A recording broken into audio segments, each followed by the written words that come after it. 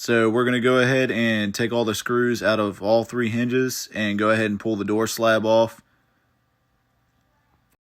Keep in mind, you can always sell the old door to make a little bit of extra money. Now that we got the old door pulled off, you can go ahead and start pulling the trim off. And what you want to do is cut down both sides of it so that it doesn't peel off any of the caulk from the wall and all that. Now that you got that scored and everything can come off smoothly, you want to take like a shim or something, you can get it started and pop the shim in between it and start hammering that down.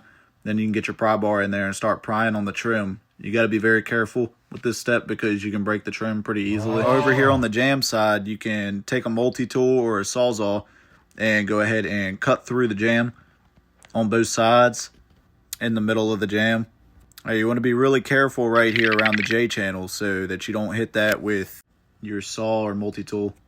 Alright, so now you can pry away your jam and your brick mold on the outside. You just want to take a hammer and just start smacking it away from the house, being careful that you don't damage any drywall or anything around it, any siding on the outside. Okay, so now you want to check and inspect where your threshold goes. Make sure that's not rotten because that tends to rot a lot of times on doors.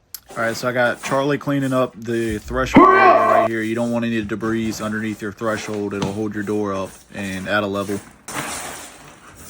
Alright, so most of the time on your standard front door, you're going to have a 36 by 80. Unless, of course, you run into an old farmhouse and Grandpa did some custom stuff. Alright, so usually on the back, it'll be like a 32 by 80 or any garage entry door. So here Charlie's cleaning up the door a little bit on the brick mold. Run into dirty brick mold and stuff if you're buying a pre-hung door from Lowe's or Home Depot. Believe it or not, one time I bought a door from Home Depot and the header ended up being 1 inch long right above the top hinge. So it was kicking the jam out about 1 inch. And we didn't notice it until we had the customer's door off. So of course I had to make it work. So, of course, I used my multi-tool and I notched it back 1 inch and we refastened the jam together. All that's good and the customer was happy. So, next step, we're going to take our 2-foot level on the threshold area right here on the subfloor. And we're going to make sure that's level before even trying to put our door frame in. And if it's not, what we'll do is take shims and we'll go ahead and put them in there and make it level.